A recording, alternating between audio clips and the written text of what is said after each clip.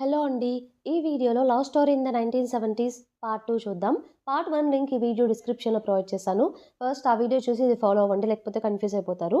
ఛానెల్‌లో ఇలాంటి వీడియోస్ వస్తూనే ఉంటాయి. సో, తప్పకుండా ఛానెల్‌ని సబ్స్క్రైబ్ చేసుకొని బెల్ ఐకాన్ ఆన్ చేసి పెట్టుకోవడం అస్సలు మర్చిపోకండి. ఆ రోజు నైట్ ఎపిసోడ్ స్టార్టింగ్‌లోనే ఫెయినీ వచ్చేసి చాలా బాధపడుతూ ఉంటుందనమాట. లాస్ట్ 4 ఇయర్స్ నుండి తన యూనివర్సిటీ అప్లికేషన్ రిజెక్ట్ అవుతూనే వస్తుంది కదా! సో, అదే గుర్తు చేసుకొని చాలా బాధపడుతూ ఉంటుంది. లాస్ట్ 4 ఇయర్స్‌లో ఎలా రిజెక్ట్ అయిందో ఆ రిఫరల్ తను గుర్తు చేసుకుంటూ ఉంటుందనమాట. ప్యారలల్‌గా మనకి ఫాంగ్‌ని కూడా చూపిస్తారు. ఫాంగ్‌కి ఆ రోజు నైట్ ఎక్కడ స్టే చేయాలో అర్థం కాక ఒక హోటల్‌కి వెళ్తాడు ఫస్ట్.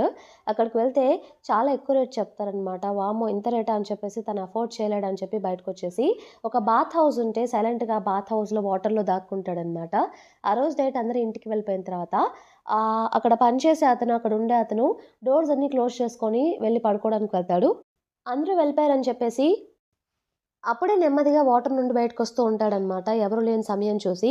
సో, వాటర్ నుండి బయటకొచ్చేసి అది బాత్ హౌస్ కాబట్టి అక్కడ పడుకోవడానికి కూడా కొంచెం ప్లేస్ ఉంటుందనమాట. వెంటనే డ్రెస్ చేంజ్ చేసుకొని అక్కడ పడుకుంటాడు. పడుకొని బ్యాగ్ తీసి లోపల నుండి ఏదో తీస్తాడనమాట. ఒక బుక్ తీసి తన పెయింటింగ్స్ అన్ని చూసుకుంటూ అక్కడ కొంచెం మనీ కూడా ఉంటుందనమాట. ఆ మనీ చూసుకొని తను యంగ్‌గా ఉన్నప్పుడు అంటే తను చెప్పాను కదా! వాళ్ళ గ్రాండ్ మదర్‌తో ఉన్నప్పుడు జియాంగ్‌షంగ్ టౌన్‌లోనే ఉండేవాడని చెప్పేసి ఆ విలేజ్‌లోనే. సో, అప్పుడు వాళ్ళ గ్రాండ్ మదర్ చనిపోయిన తర్వాత వేరే సిటీకి వెళ్లి అక్కడ మిల్‌లో పనిచేస్తాడు. సో, వెళ్ళే ముందొచ్చేసి తనకి ఫెయినీ కూడా తెలుసనమాట. ఫెయినీ ఇంకా తను క్లాస్‌మేట్స్ చిన్నప్పుడు. ఫెయినీతో మాట్లాడే ఒక కన్వర్జేషన్ గుర్తు చేసుకుంటాడనమాట. అదేంటంటే తను ఫెయినీకేదో అమ్ముతూ ఉంటాడు. ఫెయినీ వచ్చేసి "నువ్వు చాలా ఎక్కువ రేట్ చెప్తున్నావు. నేనింత ఇవ్వలేనంటే, కావాలంటే నేను మళ్ళీ వర్క్ చేసొచ్చి ఆ మనీ అంతా నీకు రిటర్న్ ఇచ్చేస్తాను. డబుల్ ఇస్తాను" అన్నట్టు చెప్తూ ఉంటే, "నాకు డబుల్ ఏమొద్దు. మనీ తగ్గించుకో. నేను తీసుకుంటానన్నట్టు" ఫెయినీ అంటూ ఉంటుంది. "లేదు అలా అయితే నేనివ్వను. కావాలంటే ఇది వేరే వాళ్ళకి అమ్మేస్తానంటే" "ఎవరు తీసుకుంటారది? నేను కాకుండా ఎవరు తీసుకోరది" అంటే, "ఎవరు తీసుకోకపోతే దీన్ని డెస్ట్రాయ్ చేస్తాను" అన్నట్టు అంటాడు. సర్లే ఉండు ఇది మాత్రమే ఇవ్వగలను నేను. మిగతా అమౌంట్ తోటి నేను లంచ్ చేయాలి. నాకు చాలా ఆకలేస్తుందని చెప్తే, సరే అని చెప్పేసి అగ్రీ అయ్యి ఆ అమౌంట్ తీసుకొని ఆ బాక్స్ తనకిచ్చేస్తాడనమాట. అప్పుడు తనిచ్చిన ఆ 2 కొంత అమౌంట్‌నే తను దాచుకుంటాడు ఇప్పటి వరకు. అదే ఇప్పుడు చూస్తూ ఉంటాడనమాట. సో, తను వెళ్ళేప్పుడు ఏం చెప్తాడంటే, తప్పకుండా నేను రిటర్న్ వచ్చేసి నీకు ఈ అమౌంట్‌కి డబుల్ పే చేస్తాను అన్నట్టు మనకి మాటిస్తాడు ఫెయినీదు.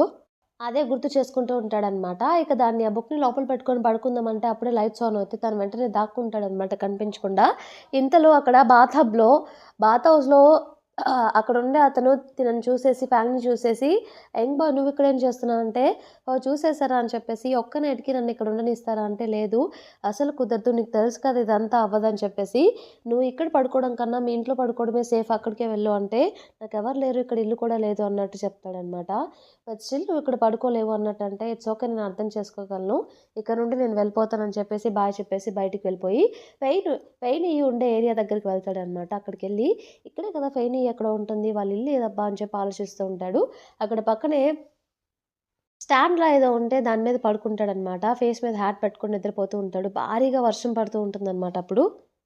అక్కడ భారీగా వర్షం పడుతుంది కదా! ఆ ఇల్లులన్నీ పాతవన్నమాట. సడెన్‌గా ఎక్కువ వర్షపు నీటికి అన్నీ కొలాప్స్ అవ్వడం స్టార్ట్ అవుతాయి. అందరూ అరుపులు అరుస్తూ ఉంటారనమాట. మా ఇల్లు పడిపోయిందని చెప్పేసి. అక్కడే పడుకొనున్న మన ఫ్యాంగ్ వెంటనే లేచి హెల్ప్ చేద్దామని చెప్పి అనుకుంటాడనమాట. ఇంతలో ఫెయినీ వాళ్ళ నాన్నగారు నేను కూడా హెల్ప్ చేస్తా వెళ్ళని చెప్పేసి ఆయన కూడా ఇంటి నుండి బయటకొచ్చేసి కిందకి వెళ్లి హెల్ప్ చేయడానికి ప్రయత్నిస్తూ ఉంటారు. ఫస్ట్ వచ్చేసి లియు వాళ్ళ హస్బెండ్ ఇంకా సన్ ఇంటి లోపలే ఇరుక్కుపోతారనమాట. ఇంతలో ఫాంగ్ లోపలికి వెళ్ళిపోయి ఎలాగోలాగా వాళ్ళని బయటకి తీసుకొస్తాడనమాట. సో, వాళ్ళిద్దరిని హాస్పిటల్‌కి తీసుకెళ్తారు. ఇంకో పక్క ఒక చిన్న అబ్బాయి అక్కడ గన్ దొరికితే దాన్ని తీసుకుంటూ ఉంటే వెనక ఒక లాడర్ తన మీద పడిపోతూ ఉంటే వెంటనే తిని కాపాడతాడు ఫాంగ్. ఆ లాడర్‌ని పట్టుకొని ఆ లాడర్ తన మీద పడనివ్వకుండా తను గట్టిగా పట్టుకుంటాడు. తర్వాతొచ్చేసి ఇంకొక ఆవిడ లోపల లిన్ ఒక్కటే ఉండిపోయింది. పాపం తను బయటికి రాలేకపోతుందని చెప్తూ ఉంటుంది ఫాంగ్ తోటి. ఫాంగ్ సరే అని చెప్పేసి పక్కింటి నుండి వీళ్ళింటికి వెళ్ళడానికి ప్రయత్నిస్తే, లోపల ఒక అబ్బాయి కూడా ఉంటాడనమాట. అబ్బాయి మీద ఆపోజిట్ ఒకటి పడిపోవడం వల్ల కాలు ఇరుక్కుపోతుంది. లిన్ వచ్చేసి దాన్ని బయటకి తీయలేకపోతే, ఇంతలో ఫాంగ్ వచ్చి ట్రై చేస్తున్నా రాదనమాట. సో, వెంటనే లిన్ తోటి "బయటికి వెళ్లి ఎవరైనా హెల్ప్‌కి తీసుకురా నా వల్ల అవ్వట్లేదు" అని చెప్పి తనని బయటికెళ్ళమని చెప్తారు. బయటికెళ్ళి తను ఎవరిని హెల్ప్ అడగదనమాట. పిలిచి కూడా ఏం లేదని చెప్పి పంపించేస్తుంది. ఎందుకో మనకప్పుడే రీజన్ చూయించరు. ఎలాగోలాగా ఫ్యాంగ్ తనకి హెల్ప్ చేస్తాడు. సో, ఫైనల్‌గా అతను బయటకొస్తాడనమాట. బయటికి వచ్చి అప్పుడు పైనుండి ఏదో పడబోతుంటే ఫ్యాంగ్ ఏం చేస్తాడంటే అతన్ని బయటికి సేఫ్‌గా నెట్టేసి అది ఫ్యాంగ్ మాత్రం లోపలే ఉండిపోతాడనమాట. అది ఫ్యాంగ్ మీద పడిపోతుంది పాపం. సో, అతను బయటికి రాగానే లిన్ అతనేంటంటే అతను లోపలే ఇరుక్కుపోయాడంటే, సరే మరి నువ్వు ఫాస్ట్‌గా వెళ్ళిపో అని చెప్పేసి అతన్ని పంపించేసి అక్కడున్న వాళ్ళందరిని పిలిచి, లోపల ఒకరు ఇరుక్కుపోయారని చెప్పేసి ఫ్యాంగ్‌ని కాపాడమని చెప్పేసి అంటుందనమాట. ఇక మనకి నెక్స్ట్ డే మార్నింగ్ చూపిస్తారు. సో, అక్కడంతా కొలాప్స్ అయిపోయాయి కాబట్టి చాలా ఇల్లులు గందరగోళం అయిపోతాయి కదా! అందరూ ఇక ఏరియానంతా క్లీన్ చేసుకుంటూ ఉంటారనమాట. నెక్స్ట్ డే మార్నింగ్ వర్షం ఆగిపోయిన తర్వాత చాలా మందికి పాపం గాయాలు కూడా అవుతాయి. నెక్స్ట్ డే వచ్చేసి ఫెయినీ వాళ్ళ నాన్న న్యూస్ పేపర్ చదువుతూ ఉంటాడనమాట. వాళ్ళు బ్రేక్‌ఫాస్ట్ చేసే టైంలో ఫెయినీ వాళ్ళ అమ్మ ఏం చదువుతున్నావంటే, నైట్ ఒక అబ్బాయి హీరోలాగా చాలా మందిని కాపాడారు. ఆ అబ్బాయి గురించి ఏమైనా పేపర్‌లో వేశారేమో చూస్తున్నానంటే, నైట్ జరిగింది ఇంత లోపల పేపర్‌లో అంత ఫాస్ట్‌గా వస్తుందా? మీరు కామెడీ అన్నట్టు తను చెప్తుంది. ఇంతలో ఫైనీ వచ్చేసి ఆ పేపర్ బ్యాగ్ ఏదో చదువుతుందనమాట. పేపర్ నాకివ్వండంటే, ఉండు నేను చదవాలంటే వాళ్ళ అమ్మగారు అది లాక్కొని ఫెయినీకి ఇస్తారు. తను యూనివర్సిటీకి వెళ్ళాల్సిన అమ్మాయి తన కోసమే కదా న్యూస్ పేపర్ ఏయిస్తున్నాం. కరెంట్ అఫైర్స్ అన్నీ అప్‌డేటెడ్‌గా ఉండాలని చెప్పేసి, మీరు బ్రేక్‌ఫాస్ట్ చేయండి అని చెప్పేసి తనకి పేపర్ ఇప్పిస్తుంది. యాక్చువల్లీ ఆ పేపర్‌లో తనేం చదువుతుందంటే, ఒక హీరోకి గాయమైనప్పుడు ఒక అమ్మాయి 20 ఇయర్స్ ఆ హీరోని చూసుకున్న తర్వాత, ఆ అబ్బాయితో పెళ్లవుతుంది. అలాగే యూనివర్సిటీలో తనకి సీట్ కూడా ఫ్రీగా ఇచ్చారని చెప్పి ఆ పేపర్‌లో ఉంటుందనమాట. అంటే ఒక గాయమైన హీరోకి మనం కనుక హెల్ప్ చేయడానికి ముందుకొస్తే, మనకి యూనివర్సిటీలో సీట్ దొరుకుతుందా అని చెప్పేసి తను అలా అనుకుంటుందనమాట. ఆ రోజు ఫ్యాక్టరీకి మిస్ సు వచ్చేసి ఏం చేస్తుందంటే, మిస్ లియుని అలాగే లిన్‌ని ఇద్దరిని పిలిపిస్తుందనమాట. మిమ్మల్ని కాపాడిన అతను హాస్పిటల్‌లో ఉన్నాడు. నేను మార్నింగ్ హాస్పిటల్‌కి వెళ్లి చూసాను. పర్లేదు ఇప్పుడు అతను బానే ఉన్నాడని చెప్పి తెలిసింది. బట్ అతనికేవో బ్లడ్ క్లాట్స్ అయ్యాయంట. ఎప్పుడు మేలుకుంటాడో ఎవరికీ తెలీదు. సో, ప్రెజెంట్ ఇంచుమించు అతను కోమాలో ఉన్నట్టే లెక్క అన్నట్టు తను చెప్తుంది. సో, వాళ్ళ పేరెంట్స్ ఏమో రీ ఎడ్యుకేషన్‌కెళ్లారు. వాళ్ళని కాంటాక్ట్ అవ్వలేకపోతున్నాం. ఇప్పుడు మీ ఇద్దరిని ఎందుకు పిలిచానంటే, మీ ఇద్దరి ఫ్యామిలీస్‌ని అతను బాగా సేవ్ చేశాడు కాబట్టి, మీ ఇద్దరు ఎవరో ఒకరు అతన్ని చూసుకోవాలి అన్నట్టు తను చెప్తుందనమాట. లియో వచ్చేసి మీకు తెలుసు నేను కొంచెం ఓల్డ్ అని చెప్పి, అలాగే నాకు కొడుకు కూడా ఉన్నాడు. వాళ్ళని చూసుకోవాలి. పైగా నా చెయ్యి కూడా ఇరిగింది చూస్తున్నారు కదా! అన్నట్టంటే, పక్కనే ఉన్న లిన్‌ని చూస్తుందనమాట. లిన్ ఏమో తనకిష్టం ఉండదు అలా చూసుకోవడం. ఏం చెప్పాలో అర్థం కాక తనకి తల మీద గాయం ఉంటది చూపిస్తూ ఉంటుందనమాట.